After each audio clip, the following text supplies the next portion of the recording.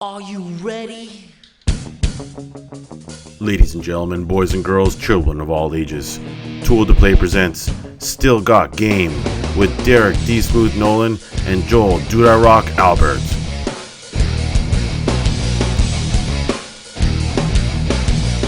This episode of Still Got Game is brought to you by ThinkGeek and the Craft Beer Club. Hey now! Welcome back, ladies and gentlemen. Still Got Game, episode 327. Still Got Game's the official podcast of ToolToPlay.com. I am, as always, Derek D. Smooth Nolan. And I am Joel Dude I Rock Albert. And joining us later from the news desk will be Tiffany Electrify Nolan. So what is going on, Joel Dude I Rock Albert, my friend? How was your fucking holiday? Oh, I've been sick all fucking week. It's been terrible. That's not good. Not good. I went to sleep at like 11:30 on New Year's. Ooh, you missed the ball drop. Well, I was woken up to do the countdown.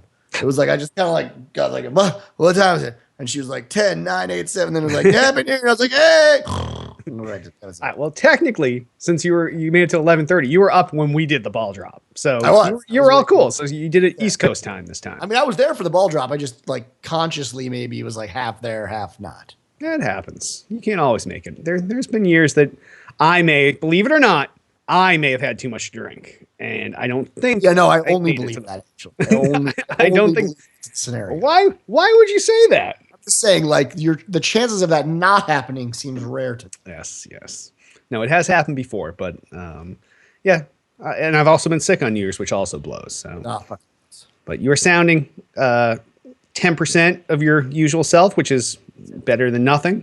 So I think we're good to go.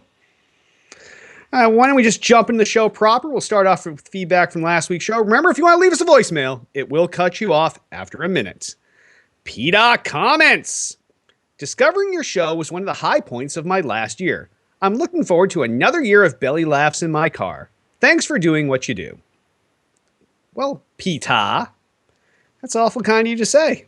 Nice, very nice. So either we are super awesome or your year really was not full of a lot of awesome stuff. I know. I don't know if I should be concerned for you or happy for us. Or maybe a little both. Maybe a little bit of both. I mean, that's great. I'm glad you're having a good time. Yeah. So that's what we aim for, is to provide some serious entertainment along with information each week that makes you come back for more and more. And if we're providing belly laughs at the same time, so be it. That's what we try to make it entertaining. We're definitely not trying to put you to sleep and bore you to death. So, but thank you for these super kind words, and we're going to hope that we can make your 2016 even better than we made your 2015. Right, Jay? Goddamn right. All right. Trubio comments. I really don't like it when you guys skip a week. Can your 2016 resolution be to never do that? Thanks. So this is awesome because I'm gonna be gone on vacation next week, so I'm not gonna be able to do a show. So no, the New Year's resolution is immediately broken the first weekend. Yeah, we're off to a bad start. But how about this, Trubio? Our resolution will be we will try even harder than last year to not miss a show. When at all humanly possible, unless one of us is on vacation, or Jay when he's getting married. Oh yeah. Or if we're out at E3 or other events. My honeymoon. But other than those times, we will attempt to have a show each and every week. How does that? That's the best we can throw you a bone, Trubio, because we don't like to miss it either. Because we come back after a week off and we're like, I gotta, kick out the rust a little bit and yeah, it's like low. You can even tell, like, well, I'm sick too, but I mean, it takes a while to get into it. You know what I mean? You gotta get into the rhythm. Yeah, this is not the high energy show like the cocaine fueled Still Got Games of past. So, but we will do our best to get to you each and every week. And last but not least, Mark Anderson comments. This thing that you guys call a show is pretty much garbage. You should retire now while you aren't completely rock bottom. Yeah, I don't really disagree, man. I'm kind of this dude knows what's going on. Fuck. Yeah, Mark Anderson is this is an interesting comment, which is why I chose, I had the full ability not to put this in the show. I did the outline. I could have just passed this over.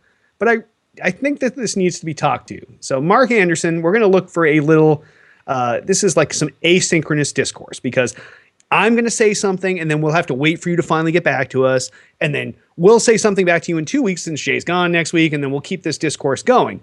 But I'm pretty sure that we're not quite garbage. We are definitely we're more rubbish than garbage. My theory is even if we're at full on rock, let's assume we're at rock bottom right now. Which he thinks we're not even that far. We're not even there yet, right? So first of all, we have a ways, in his mind, we have a ways to go, right? If we wanted to keep going, we hit rock bottom. He says we should get out before we hit rock bottom. But I would prefer to hit rock bottom because that's the way I live my life.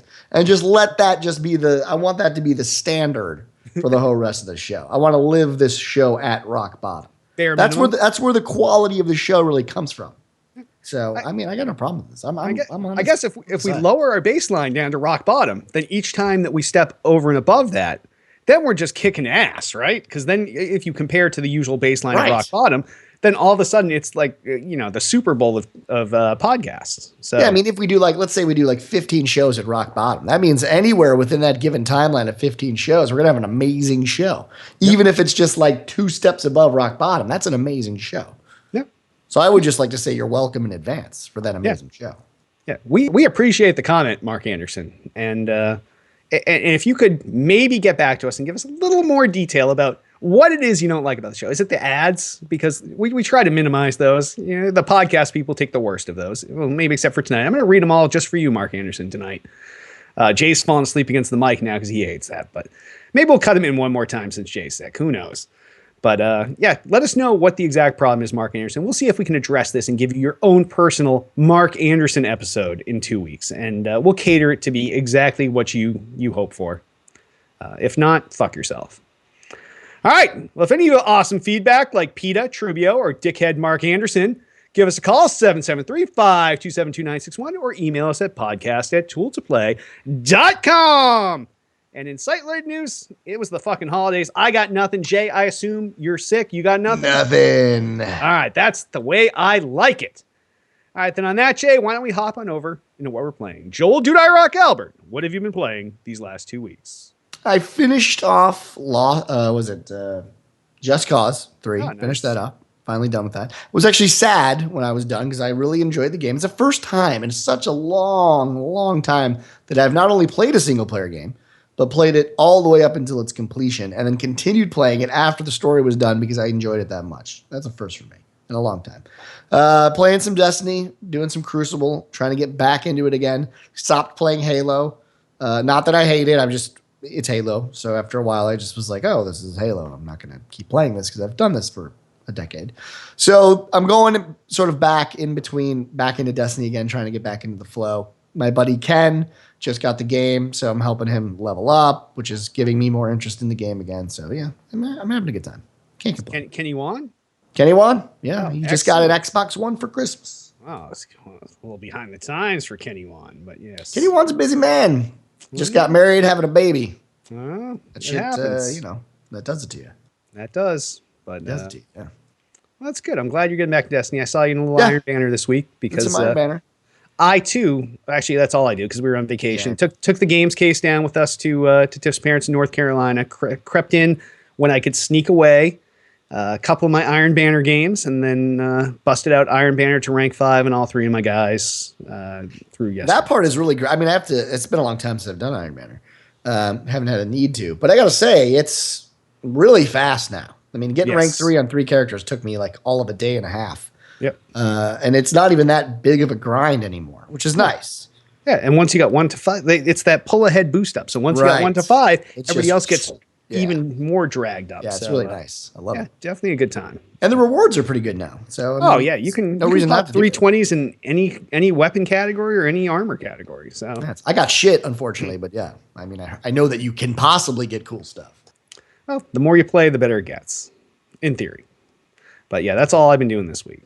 So, all right. Well, on that, why don't we hop on over to the new releases? And there is only one new release out this week because they all came out 3 months ago before Christmas, so people could get the sales. But the new release out this week is out for the PS4, and it is Amplitude. After a massively successful Kickstarter campaign, Harmonix's long-awaited reboot of 2003's PS2 game and classic Amplitude is finally out and available to the masses. This was out, I think, on Christmas Day for the Kickstarter backers. So there was a little 2-week lag time or a week and a half or whatever for everybody else, but it is now out for everyone. The game features over 20 songs out of the gate, and the beat matching gameplay is in sync with the original. It is, if you love the original Amplitude on the PS2, this is the ultimate homage to that game. Super fun gameplay style. This is definitely that type of game that if you're a beat matching person, if you're not like a Rock Band or Guitar Hero person, you just like beat matching, this is the perfect game for that. The game player's 4-player couch play, which brings that back from the original. Now, it is missing the online play at this point that was a big point on the PS2. So, Harmonix says it's coming at some point, and like they did with Rock Band 4, not all the features came out of the gate because they were meeting a certain release date, and I have a feeling that's the same thing here. The game looks great, and Harmonix definitely made this a love letter to fans of the series, but review scores have been kind of all over the map. There's some really low ones, some really high ones. It's averaging in the high 7s, which is not quite the original Amplitude was in the high 8s, but then again, all the feature set is not there, but this is something I definitely want to pick up because I love the original, I love Harmonix, and I want to kick something back. I mean, it's nice to see a Kickstarter game like this from a company that you know and love, and they do really good at making video games in the first place. It's nice to see this funded. I never was a fan of Amplitude. In fact, when I heard about this, like being a thing and getting backed, I literally had to like go back and remember what the fuck Amplitude was. And then when I remembered what it was, I was like, oh yeah, I don't give a shit about that game. Yeah.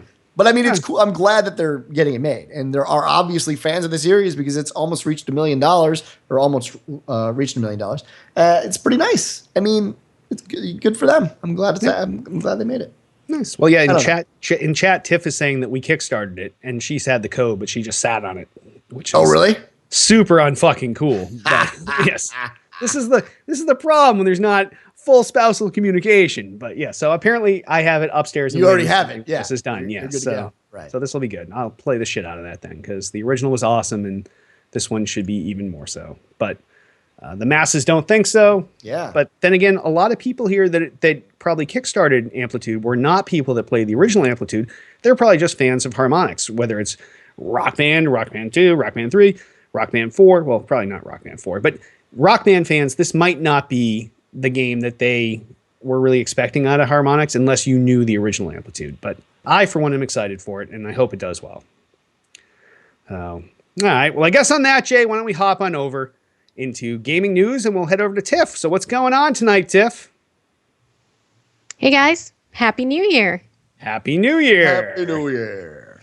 Yeah, so I have the code for Amplitude. It's been sitting in my email. I just need to do something with it. Yeah, that was nice of you to share that. Yeah. Yes. You're welcome.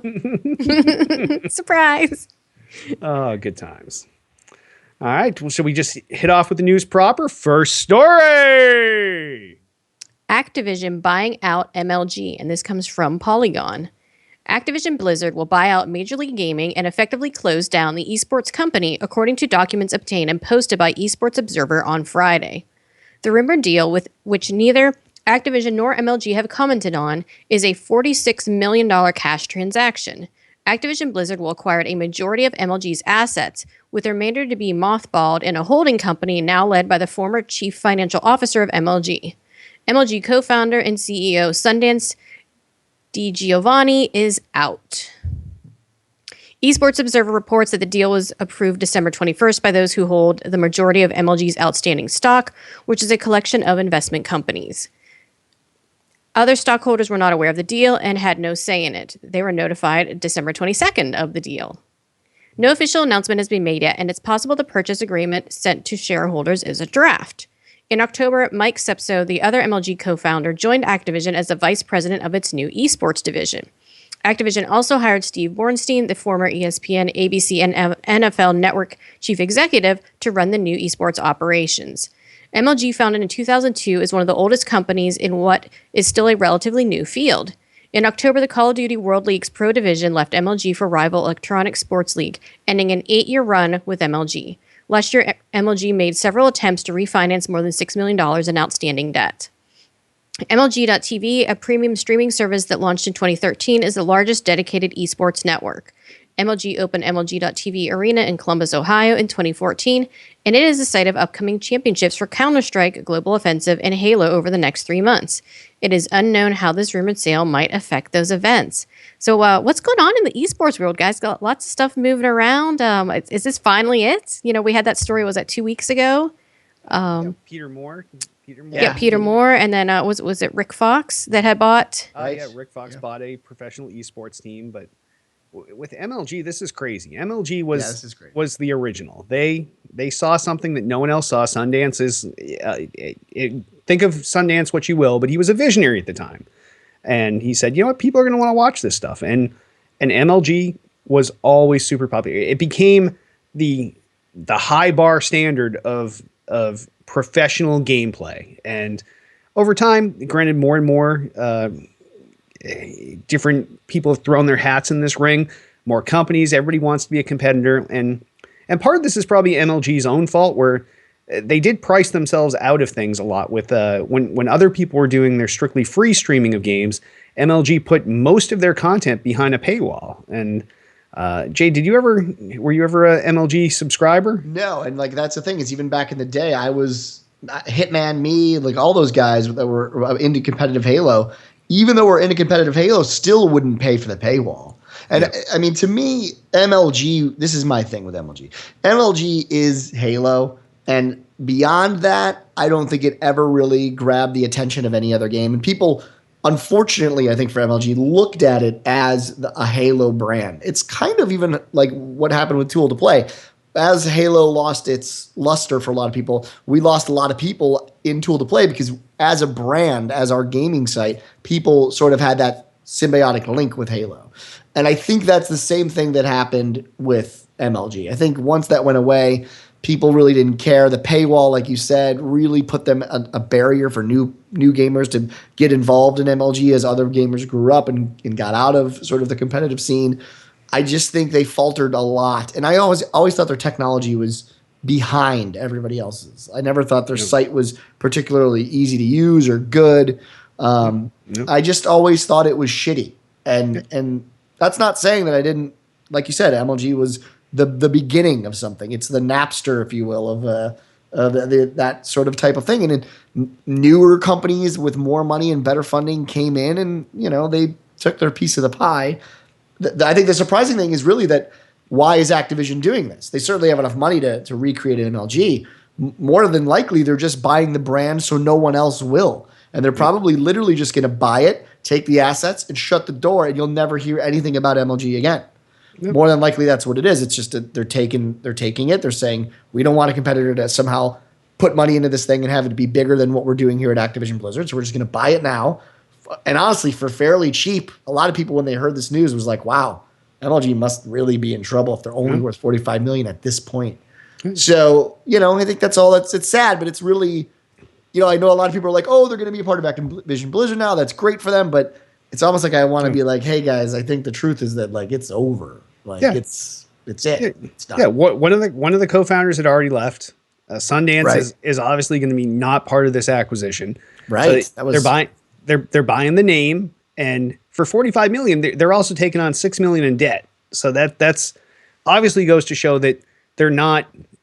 It's not a profitable company they're buying. No. This is the company that's been losing money. And granted, part of that is probably because of this big fucking arena that they built in Columbus, Ohio, of all places. That was a big mistake. Columbus is a big hot beat city in the United States. Like, I always want to go to Columbus whenever I'm like, where should I go? New York, LA, Las Vegas. Oh, Columbus. Let me go there. No, because that's not a place. But I know MLG has always had a MLG. But they've always been there. Columbus has been like MLG Columbus is always a big event, but it's been a big event because MLG was successful at the time. That's when they were rolling with Halo. I think part of MLG's demise was as soon as they decided that Halo was no longer a competitive game, that it couldn't be the game of choice for MLG, and they had to kind of off shift to all these other games. I think that, like you said, they lost that core audience that loved Halo. And you know what? Sometimes you should just be the Halo Gaming League. You should have been HLG. And you would have survived perfectly. But because you spread yourself too thin, you started spending and spending and spending. Yeah, let's build an arena. Let's do this. It just doesn't make sense. And Yeah, I think the arena thing for me, like even when I heard about that, I thought that was the dumbest thing. Like, you know, the way it is now, if you go to Twitch, especially, and obviously we're on Twitch and everyone else, and I actually do think Twitch is one of the reasons it ultimately failed as well. A lot of people have tournaments right on Twitch in their living rooms now, and they don't need to have arenas where people go physically and spend money on a hotel, get in a plane, all that shit. It's not as needed anymore. Only the big companies with crazy money, like Blizzard, like all this, that don't care, and they say, "Yeah, we'll rent out an arena for Exactly. a day," which doesn't mean shit to us. And crowdfund, another thing that crowdfunding all of those, prize pools, that ended up being what drew gamers in. You know what I mean? Like the money needed to be there for them, but they chose to spend the money on things like an arena. Like it should have went into a prize pool, or we went into maybe even doing a match system like they did, matching the prize pool to get more money out of it. There was nothing to keep a gamer interested in MLG. There's nothing as a professional gamer to keep you wanting to play for MLG. No, it was exactly. always just, okay, what's the next game? And when they lost Call of Duty, it was over. Yeah. I mean, it might as well, that's it. Yeah. And like you said, they that's didn't it. have the technology to back them up because No. the company that they had do their video so that they could paywall it and it was unpiratable. Right. It also made it really shitty video. Really And- bad quality. Yeah. and, And you were uh, paying like $20 for a stream. Like, Yeah. honestly, that's a shit ton of money for any kid who's just playing Halo in his living room and he's 16 years old to try to get $20 from his mom to watch a 20-minute stream or a half-hour fucking stream, and then it doesn't work. Yeah, I and mean, that- no one wants to be a part of that. Nobody. And that kid's got to weigh that against all his other expenses. He's like, well, you know what? I could have someone buy me a case of beer. I could go buy a bag. He's got plenty of other options. And instead he's going to pay $20 for a 20-minute stream. I don't think so. It never made sense. I was a full grown adult making more money than I Right. was Could doing, totally and I didn't afford want to it. pay Had it. No problem.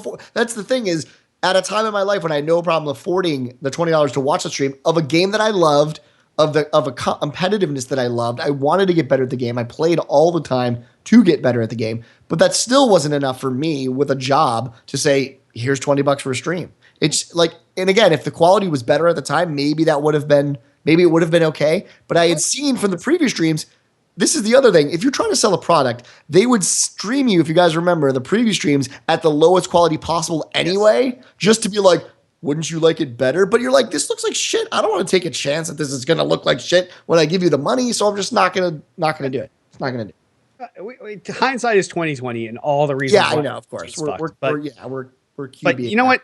Well, maybe Activision will take the name and they'll do something with it. I guess that's all we can hope for at this point. I think that's the most likely scenario. If Activision, gives it a kick in the butt, restarts it up, and it's got Activision Blizzard behind it, well, now you've got fucking Call of Duty there. You can have Star Wars Battlefront if you want. Yeah, StarCraft, baby. StarCraft is still one. I mean, they don't have League of Legends, obviously, for reasons we don't need to go into, but they have some of the biggest games currently in esports. And they're building, we obviously know they're building an esports team as well. We don't have Overwatch yet, but that has been pretty much Overwatch like is insane. they've said this is going to be an esports game. It is set up to be just that. So it's still good for esports, right? It's just not good for MLG, but for esports, it's a great thing. And I love the MLG name. People know it. It's a brand. It's still, when you have Activision behind that brand, I think it actually gives it even more meaning. So personally, when I found this out, I said to myself, I didn't know MLG was still around. I literally was like, oh, that's a thing? So that's good, right? Ultimately, it has to be good. No. Yeah. And at least some of these guys got out with some money that they did Very deserve. little. They put their hearts and souls in this thing. So as long as they came out with something and didn't end up with less than they started with, all the power to Sundance and the rest of the guys there. But it's a sad day, but it's also hopefully a brand new rebirth of MLG under Activision Blizzard's wings. So we'll see what happens. All right, next story. Steam's Christmas privacy issues affected 34,000 users, and this comes from Joystick X and Gadget. On Christmas Day, up to 34,000 Steam members were able to view other users' private information, including billing and email addresses, following a glitch triggered by a denial of service attack, Valve announced. On the day of the attack, Valve said that the glitch was the result of a caching issue and that users were able to view strangers' information, though they couldn't take action on other people's accounts. Valve's update clarifies the caching issue, attributing it to the DOS attack. In response to this specific attack, caching rules managed by Steam Web Caching Partner were deployed in order to both minimize the impact on Steam store servers and continue to route legitimate user traffic, Valve writes. During the second wave of this attack, a second caching configuration was deployed that incorrectly cached web traffic for authenticated users. This configuration error resulted in some users seeing Steam store responses which were generated for other users. This bug was live from 11:50 a.m. Pacific to 1:20 p.m. Pacific and affected only users browsing the Steam store at that time. If you didn't access your own private information on Steam during this window, you're fine. Valve is working to identify users whose information may have been compromised and promises to contact them. So what do you guys think of this? So this is amateur hour. You know what's so funny, Derek? Like, so I read the story and I was thinking, so I do a lot of this. In fact, I just set up a system that for web caching on Akamai, which is probably what they're using as well. It's one of the largest caching networks in the world. And it is really easy to do this. Like, you're right, it's totally amateur hour. But you have, I have multiple configuration files that I run for the caching layer. You have to make sure you're not caching anonymous users because it'll store and cache, and then anyone that goes to that same URL will see whatever was in the cache when the picture got taken. So whatever it was. You can't cache someone else's user profile. I mean, you're right. I'm not saying like it's amateur hour. I work for a much smaller company than obviously Steam, and we do caching, and we haven't had this mistake ever. Yeah. But I could see how it would happen during a DOS attack. All you'd have to do is if you were excluding certain URLs from being cached. I don't know why you'd ever have those URLs included in a configuration file in the first place. That seems odd to me. Like if you knew that those were not whitelisted. /account /edit. Yeah, like why? How would they get in the config is what I would like to know. But I mean, I could totally see that some intern or whatever deployed this config. The odd thing is normally the company isn't going to do the deploys. Steam would do someone within their web department would have to do the deploy. You wouldn't rely on like Akamai or another. No, it would be your own guys. Yeah. So it is weird that they're kind of placing the blame on their caching partner. You choose what you are and are not caching. They don't choose for you. No, I saw a bunch of these tweets on Christmas. Like people are tweeting out pictures, screenshots, and it's like, who the fuck is Joe Blow? And he's got a screenshot. They're editing their own account information. They see somebody else's name and email and address. And yeah, it is amateur, but I could see it. It's literally, I could see that's a mistake that you could literally make by clicking one button. Well, like you know that, and I know that, but Joe Schmo that's using Steam, that's only a consumer of. Oh, he doesn't give a fuck. He's like, what the? He's like, what? Who the fuck is this guy? And the other guy that then starts seeing this is like, holy shit, if I'm seeing this guy's stuff, then someone else is seeing my stuff. And yeah, it's funny because they look at, I remember when this was coming out and I said to myself, I bet you this is just a caching issue. Like I thought to myself, like I could see this being a caching issue because everyone was like, oh, they're hacking accounts. I'm like, no, this is not the symptom of that. No, this is no. But I mean, it's, you can't take any action on it because it's cached, because you still have your session. So when you go to edit anything, it doesn't work. It's your own stuff. It's your own stuff. So there was no compromise outside of you seeing the info. But I suppose I think the reports like you could see the credit card number, right? Like you could. No, there was no credit. So what you had the person's name, email address, and physical address, which sometimes that's enough information to get through phone support on a lot of places. Absolutely, including Google. You're like, I don't have that email address anymore. Well, what's your home address? It's this, and right. What's your phone numbers were there too. Yeah. That's not my phone number anymore. I'm going to need my password reset to the new one. Yep. So it definitely it opens up hacking, but it was not itself hacking. But it is definitely something you'd expect a company the size of Valve to not let this happen. I totally agree. I'm usually when we do deployments, like I will do them all. You have like the guy that does them. You have your dev team, and then you say like you can't ever do this. This is what I do. That guy has to get fired. I mean, like in my opinion, on that scale, if it was any other, authenticated user session that wasn't accounts, maybe something else, I don't know, where it didn't matter as much. But that's a big enough deal where, look, if that happened to me, I think I would have some severe disciplinary actions placed against me. So, I mean, I don't know. I mean, that's a pretty big fuck up. This is an hour and a half on the day of the year where a lot of people are getting new games. They've got game codes, they got Steam gift Right, it's codes, fucking Christmas, Steam dude. gift Everyone's cards. going to their Like account. everybody's on there. So this is an hour and a half on And why did it take an hour and a worst half? day of the year. I know somebody should have been like, "Holy It's shit!" a one config file. If that, maybe I don't know, maybe 5. I don't know how many, but like you would know the mistake is there pretty quickly after the first report. You'd imagine they'd be like, "Oh shit, Timmy just pushed the fucking config file with all the accounts that shouldn't be there in the first place, but he did it anyway." What? I don't know why it took him so. Worst case scenario, shut it down. Shut it all down. Just bring the thing down until you have it under control. But they lift it up for an hour and a half. That's fucked up. And That move. there's going to be some backlash for this. And I can't say it's not deserved. But Agreed. I do feel bad for him, but it is what it is. All right, next story. Lucky's Tale to come bundled with every Oculus Rift, and this comes from Gamasutra. Lucky's Tale, a platformer built from the ground up for virtual reality, will come free with every Oculus Rift headset. This is the second game Oculus is planning on bundling with its headset, with the company having previously announced that Eve Valkyrie will be included with all pre-orders of the Rift, unlike Lucky's Tale, which will be free whether you pre-order or not. Playful, the studio behind Lucky's Tale, has been working on VR titles for the majority of its lifespan, having been founded in 2012 before signing a partnership with Oculus VR to develop virtual reality games. You'll be able to find out exactly how the developer created one of Oculus's flagship titles when Playful's design director Dan Hurd and engineer Evan Rydland take to stage at VRDC 2016 to talk about the unexpected delight of third-person virtual reality. So, what do you guys think of this? I haven't heard much about VR lately. Like It's coming. I hate to totally derail this, but I'm gonna. Yeah, I know. So I don't give a shit about the game, right? I don't care. So as a news story, I don't give a shit about the game. But like, I recently was reading a bunch. It seems like there's a negative swing coming VR's way in the news. I think the last 2 weeks, I've been reading articles about how everyone now believes VR is going to come out and flop. It's going to be the next Wii.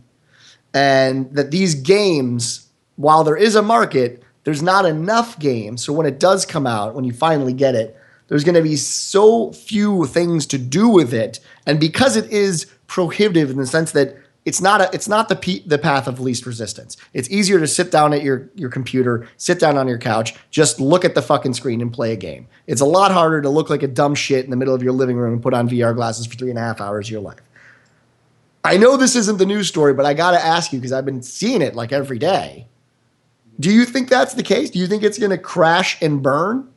I still don't think so. I'm still super excited for Oculus. Like the pre-orders start in 2 fucking days. And granted, I think that's the bigger part of this story to kind of connect your anti-VR stance now and the story. Well, it's not my stance.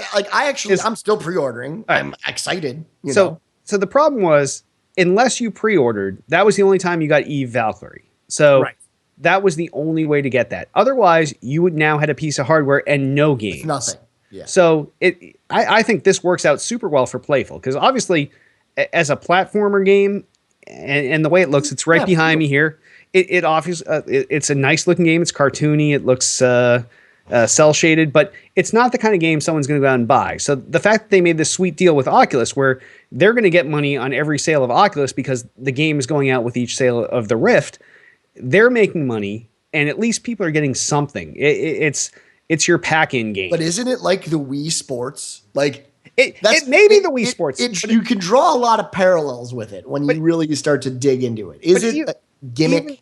Even if it is a gimmick, even if it is the Wii Sports, that's what you want. You're selling someone new tech. They're going to go to a store. Like eventually the Rifts are going to be in stores. And you're going to be able to go to your Best Buy to some end cap. You're going to put on the Oculus VR, and the game they're going to show you is the one that comes with it. Yep. And if you turn your head and everything's there, hell, you know what? I would have paid $60 for the fucking demo we got at E3. I would have too. I mean, that's the thing. I agree with you. There was no gameplay in it. There was nothing there. You're just like, I'm looking around. I want 3 of them. I don't know. What does this do? I don't know. Just give me 4. How much? 2,000? I'm in. Right now. I mean, I agree, but then that's the hype. I look back to there was before the Wii came out when I was in Chicago. Believe it or not, there's an office here in Chicago for Nintendo, and I got invited. Me and Blizz from the old podcast went to this secret Nintendo meeting back in the day, and it was the Wii. And we all sat down, and I remember when we played it, I was like, this is amazing, right? Because we had never seen it before, and it's a new thing, and there's a level of hype that you just cannot pass up. It's just in you. And I'm feeling that way, and with this, with VR, and now I'm seeing these articles. Kevin Rose, most people know who Kevin Rose is from Dig.com back in the day. He wrote a huge article about why he thinks VR is going to fail. His is one of the first ones I saw. And I thought a lot of it, first of all, I don't even like Kevin Rose. I think he's kind of a douche. But his article made a lot of sense in drawing those parallels. And when I saw this article about putting the game in there, I thought that's Wii Sports. That's their Wii Sports demo that they're throwing in there. I could be wrong, and I hope I am, because I think VR is amazing. No, I do too. Actually, the same thing happens with all these technologies. Like, look at 3D TVs. 3D, super popular in movie theaters. 3D TVs, I bought one right a fucking way. Like, I love having 3D at the house, but not everybody likes that. People call 3D a failure in the home. I think it's a failure in the home. I have one just because it came with the TV, but I don't give a shit about it. I'll never, ever turn it on. I'll never use it. I don't care about it. And that's the thing. The path of least resistance is the one thing in a lot of these articles that I can't ignore. When a person comes home from work or whatever, I wonder, I picture, like, it's a Saturday morning, I'm lazy, I sit down, I want to play some games. Am I going to pop on a fucking VR headset and sit there and do that? But if every time that you put it on, it gives you that feeling that we got at E3 when we had that headset on, and it was mind-blowing. It was like being in a different world, and everything you did felt so real and live and special and different. And if you can get that every single time you put that headset on, God damn it, you're going to put that fucking headset on. You're going to take the extra 2 minutes, wipe the fucking sleep out of your eyes, and put that headset on, because it's worth it. And as long as it can do that, I think it's a no-brainer. And the fact that now you have this pack-in game is, like, if you're comparing it to the Wii, the Wii may be the hugest piece of shit ever, but it's also an amazingly selling huge piece of shit. Right. So, that's the thing is that I guess that's what I guess in I draw the parallels almost to be identical in the fact that I think that when this releases, it will sell the fuck. I mean, it will. I am almost guaranteeing it's going to be a quote unquote success when it goes live. There's no question in my mind. I don't think it's going to fail or flop, but I wonder there's that sort of over time, you get used to the Wii U and less people played it. They felt like after a year or so that there was less to offer. There was the excitement there when you first got it. You played Wii Sports every day. You bowled, you bet, you played tennis. You thought it was amazing. And then eventually you said, you know what? I just kind of want to go back to playing video games, like normal fucking video games. So that's my thing. Like, I think it will be a quote unquote success. I think they'll absolutely get their money back. I think the company will totally be in the driver's seat of VR for a while.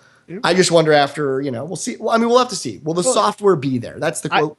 Will developers come to build? That is the question. See, I think the thing that we're missing and the thing that's going to help Oculus be successful, it has nothing to do with this podcast is. It has nothing to do with games. There's a reason why Facebook bought Oculus, and it's because it's everything else you can do with VR. So maybe the games are the way to get someone to buy an expensive peripheral to get in the door, but if you're going all fucking Minority Report on shit on your Facebook feed, boom, boom, like, don't, boom, I don't want to see this, up this, boom, like that, moving shit around, like that's when stuff becomes different. And I think it's when other applications that are non-gaming start taking advantage, even your operating system. Imagine, but you need games first. Yeah, like that's my whole thing. It's like I feel like Oculus is getting ahead of itself, and other people get ahead of themselves when they talk about this next world. I don't disagree. That's totally why Facebook bought them.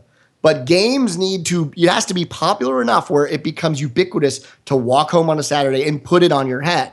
Once that's the case, then it's making the leap to business, making the leap to person-to-person communications and things like that across seas in a virtual world. That comes later, but it doesn't come until everyone can agree that like this is now a ubiquitous piece of technology. And I look at Google Glass. It's always my go-to for things like this, where you say like, everyone thought like you'd be walking down the street and everyone would have a Google Glass, and you'd be wearing it. You'd be like doing your boop, boop, boop, boop, boop. But everyone put it on and was like, this is the fucking lamest thing. Look at this guy. Ever. He looks like a douchebag. Right. I'm going to punch this dude in the mouth because he's wearing one. But the Google Glass was not that. Forget like the price of the Oculus. Google Glass was so much overpriced. You were in for over $1,000 for a pair of glasses to start. So I mean, had it sold well, it would have gotten cheaper. I mean, Google has even said where the missteps they felt like they made were, and one of those missteps was they felt like they released it too early because it was so cost prohibitive. And then once people got it in their living room, they were like, well, this doesn't really do anything that I need personally.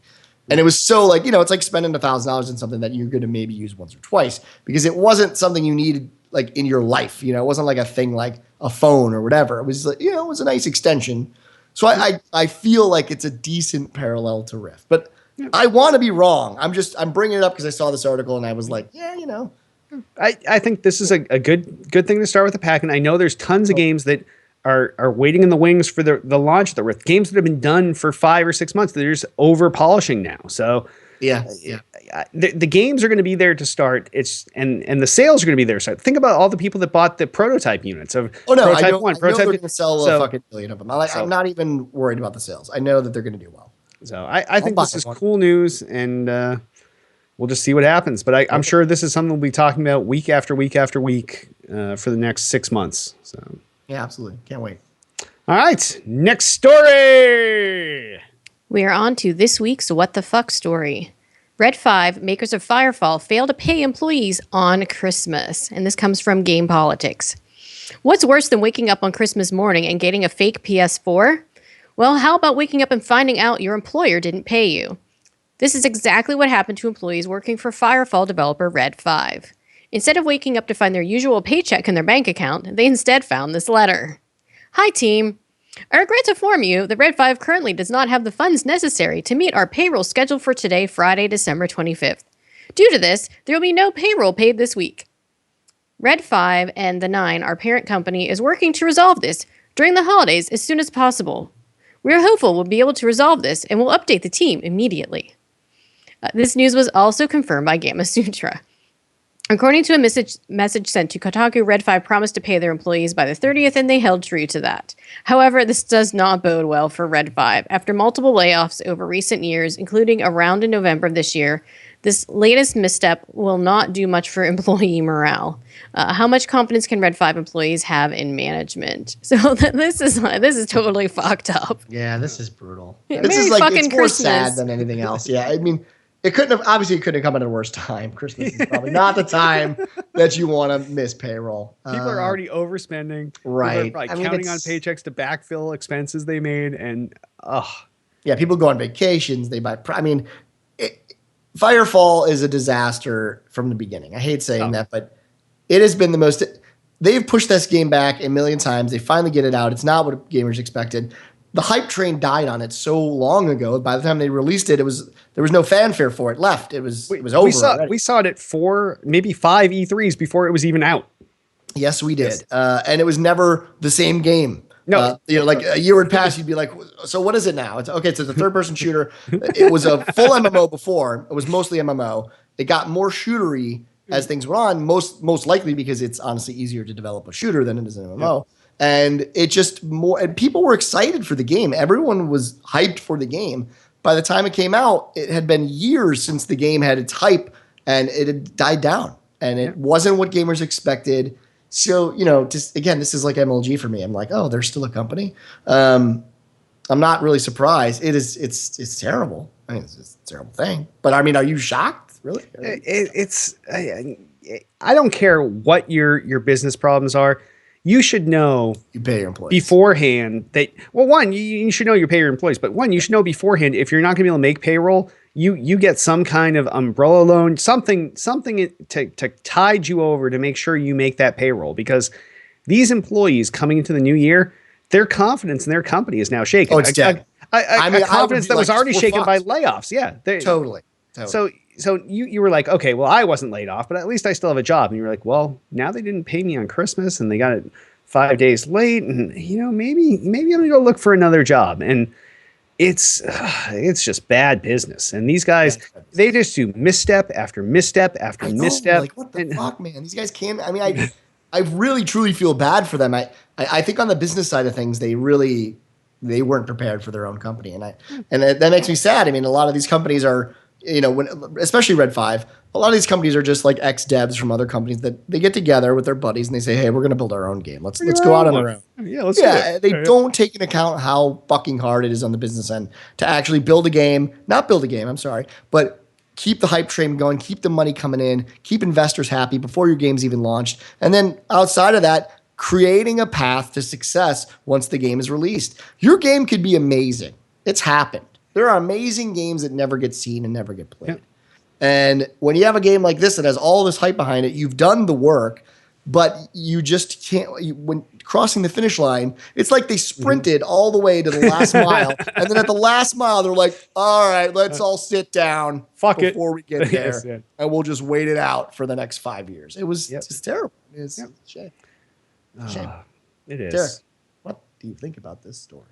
Jay, this story has me saying, what the fuck? And on that, why don't we move on over to the mailbag and voicemails? Altius asks, Happy New Year, gents. For the second year in a row, GameStop has been dinged by analysts due to failing sales numbers thanks to digital purchases.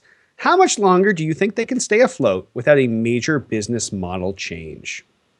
So this is like, I just realized this whole podcast is like 2016, all the companies that won't be there anymore. I don't know. I mean, for me, there's nothing they can do. I mean, there's no model switch that they can really do to. Not everybody sells their games digitally. Not everybody offers digital cards for all their games. So the storefront becomes less and less important. Yeah. And last year we saw it for the first time when they had to report their bad sales numbers because, they were like, some more consumers are going digital. Well, you know what? Each fucking year, more and more consumers are going to go digital only. Yeah, the trend's not going to go down. Yeah. It's easier. It's fucking. That's all it takes for consumers.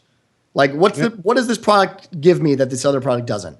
Oh, well, digital. You mean for digital, I don't have to get off my fat fucking ass and put the Cheetos down, and I can literally just click a button, and I don't have to wait in line on a midnight sale, and I just get it, and I could share it with my whole family, and they can play it too while I'm playing it for one price. I mean, what's a fucking no-brainer, dude? Yep. No, it's like I said.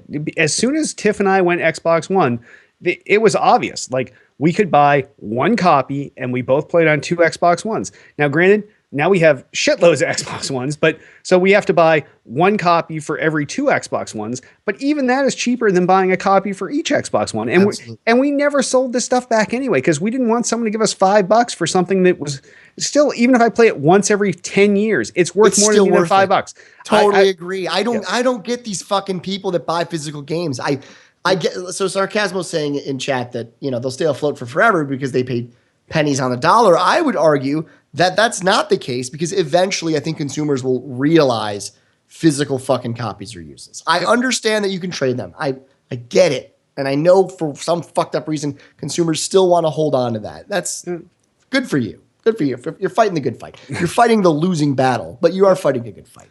But that's the thing. That's it. That's the only advantage you're getting is selling it back to an asshole who's going to give you $2 fucking for the $70 you spent 3 months ago. And he's going to sell it back for $40. In no other industries, that, like, even in cars is the ultimate fuck you. But when a car dealer buys your car as a used car, they're going to turn it over for a profit. But it's a measurable, it's a incremental profit. It is not 10 times the amount they paid you for it. This is the only industry where GameStop has built their business model on completely ass fucking you. They put in no lube. They give you $5 for your game. They turn around the next day and sell it for 40. That's insane. Or maybe even 50. The discount off of the brand new game is so little that people that are buying these games should be like, you know what? Maybe I'll just buy the full price one because it's not worth it to save $10 to know that I'm getting someone's used copy that who knows how it's scratched up or whatever else. Like, right. It never made sense as a model to me. And now GameStop is getting their comeuppance. And like you said, at this point, there's really not a lot they can change unless they go into selling cell phones or something else. Like, that's what I was gonna say. Like, unless they literally are no longer a video game sales company, because it's not like they can sell digital copies for Microsoft. That's the whole thing, is that the companies that make these games now, they are the seller. They are the producer. They no longer need a middleman. And this is what happens in industry. This has nothing to do with gaming, but this is what happens in industry. The middleman eventually gets washed away. Things become more efficient. You no longer need these people to do these jobs. This is the way technology works. So it's like you see this happening, But this isn't anything new that's happened in our country or in our industry or in any industry since the beginning of time. Eventually, technology catches up and realizes we don't need these people over here to do this one thing. We can do it automatically because we built this thing, or we have these robots that do that, or whatever. This is the way it works. And you're just seeing a dying breed slowly wither away over time. They're fucked. There is no scenario in my head. I would love to eat my words on this, but I will promise you in the next 5 years, it will either be gone or it will be a shadow of its former self. There's no scenario. They're grasping at straws. Like Frosty in chat says, right now they're refurbishing iPads and tablets. And he says they're going to be the Radio Shack of the future. They are. And they're Radio Shack 2.0. That is exactly what they are. Nailed it. Bravo. Frosty. Yes. Bravo. They are. Like everyone thought Radio Shack. People are always going to need electronic parts. Well, you know what? Eventually people got dumber and dumber. Nobody was fixing their own shit. So then Radio Shack migrated from selling actual parts, which probably could have kept them in business. Yeah, because I know. Like people do still do those parts. But instead they started selling cell phones and radio control cars. And everybody sells cell phones and radio control cars and audio cables and video cables, like the things you can buy anywhere. You can go online and buy them for monoprice for 1/10 of the price you pay at Best Buy. Like people started to figure this shit out, and GameStop never figured this out on their end of the spectrum. And they're like, people will always buy new games and people will always sell them back to us at a massive low price. And then we will sell them slightly discounted from the new sales price. And that is our business model forever. And we will ass fuck everyone for tons of money. Well, you know what? Fuck you, GameStop. You fucked it up and you deserve to go down. So absolutely. No tears for you. Enjoy your fucking Blockbuster status. Yep. Have fun closing those fucking stores. Going out in style. Whew. All right. Great question as always, Altius. Got us fired up. So if any of you have awesome feedback like Altius, give us a call, 773-527-2961. Email us, podcast@tooltoplay.com. You can also comment on this episode's thread on the Tool to Play homepage. And sponsors! Remember, by supporting our sponsors, you help support Still Got Game. Now, normally I would go through the whole rigmarole here, but we are doing some change outs of our sponsors. So we're going to Jay's sick. He doesn't want to do a super long show. So for the podcast listeners, I'm going to cut and paste in a big block of our ad block. But for those of you listening live, I have to give you something here, and because this also goes in our video. So if you're going to go to ThinkGeek, everybody goes to ThinkGeek. You buy something there all the time. So if you're going to shop at ThinkGeek the next time, before you go there, go to tooltoplay.com/ThinkGeek or tooltoplay.com/geek. Either of them work. Geek's even shorter. tooltoplay.com/geek. Go there first. It takes you to ThinkGeek. You get all the same sales and discounts that you get when you go normally, or you get in your email. You can do all the same things, but if you go there, it helps the show out. Also, Craft Beer Club. Everybody loves beer. Sometimes you want to give beer as a gift. Sometimes you want to give it to yourself. You want a new set of beers to come in each and every month. Go to tooltoplay.com/beer. Sign up for the Craft Beer Club. Get it for yourself. Get it for a loved one. Get it for someone's birthday. You're going to get a bunch of free pint glasses as part of your order. But if you go to tooltoplay.com/beer and order it that way, it helps the show out. So these are two ways that you can help us out while getting something for yourself that you were going to do anyway. So tooltoplay.com/geek, tooltoplay.com/beer. And if you want to sponsor us, give us a call, 773-527-2961. Email us, podcast@tooltoplay.com. You tell us what you're selling. We'll tell you what you're going to pay us. We'll sell it. You pay us. Boom. Done. Twitter us up. You can find everything Tool to Play related at twitter.com/Tool to Play. Everything podcast related at twitter.com/still_gut_game. I, king of the fucking internet, god of everything that's fucking holy, I'm at twitter.com/Derek Nolan. Twitter.com/JudahRock. Facebook the fuck out of us. Facebook.com/Tool to Play. Facebook.com/Derek Nolan. Facebook.com/JudahRock. We also have a YouTube channel, youtube.com/Tool to Play. That is the place to find all of Tool to Play's archive video content. Whether it's this show, whether it's Hit's it's coming back pretty soon. Hit told us he's bringing it back probably next week, latest. So it's definitely coming back. Tiff had a one-off show, immature interviews or whatever her show was. Also, all of our archive gameplay footage we pump into our YouTube channel. So youtube.com/Tool to Play. Go there, subscribe, and you'll be notified whenever there is new video content there. Also, please rate and review this podcast in iTunes. We need some 5-star reviews. We need to type something nice. You know, give us 5 stars. Say, yeah, the show's awesome. I love it. The show changed my life. It's the best thing ever. It was the best thing of my 2015 or anything like that. Anything you want to say about the show, just write a little blurb in there with your 5-star review. And as always, we feature a review that shows up, a 5-star review. And now for the third time, we have a iTunes review from Soft Encounter. Soft Encounter was originally our sentence fragment and a sentence guy, and he gave us a 5-star review. We made fun of him, which was probably not the nicest thing to do. He changed it to a 1-star review and said that we could go fuck ourselves. And now Soft Encounter has changed his review back to a 5-star review this week with the subject of just kidding, all in fun. So that is the kind of we really just need the 5 stars. If you want to put a review with it, it's cool. But even Soft Encounters, all in fun, that's all we need from a review. Just give us 5 stars on iTunes, and it helps the show out, pushes our position in iTunes, and it definitely helps out, especially since during the 3 iterations of this show, it was originally Tools Type Radio, then it was Gaming Under the Influence, and then it was Still Got Game. And each time, instead of renaming the feed, we started it all over again in iTunes like complete idiots. And we definitely need more reviews for this iteration of the show. So please help us out. We also have a Twitch channel, twitch.tv/TooLetsPlay. That is where Too Old to Play does all of our live broadcasting, whether it's this show, whether it's other shows, Thick and Thin with LB Duty and Hit, whether it's live game coverage, game streaming, you name it. It is all on that channel. So there's a couple buttons there on Twitch. I'm not sure where they are, so I'm going to point both directions. One direction, there's a follow button. You can follow us there for free. But there's a subscribe button there too. That is how you can directly give back to the show more than any other way. Because you click that button, it costs you $5. Boom. Now you've helped out the show. And it goes directly to us. It doesn't go to ThinkGeek or Craft Beer Club, and we have to wait some trickle-down money from them. It is your way to support the show directly. And we love our subscribers. And those are the guys that really, really, really do things for us here. That's they get some special treatment in chat. We love them, and it is the ultimate way to support the show. So definitely, if you find the show entertaining at all and you're a live viewer on Twitch, go there, hit the subscribe button, and help us out. I guess before we wrap up, I'm going to remind you all, besides next week, you can join us each and every Monday night, 8 p.m. Eastern, 5 p.m. Pacific, twitch.tv/TooLetsPlay. And on that, why don't we wrap this episode up? I am Derek D. Smooth Nolan. And I am Joel Dude, I Rock Albert. Happy New Year!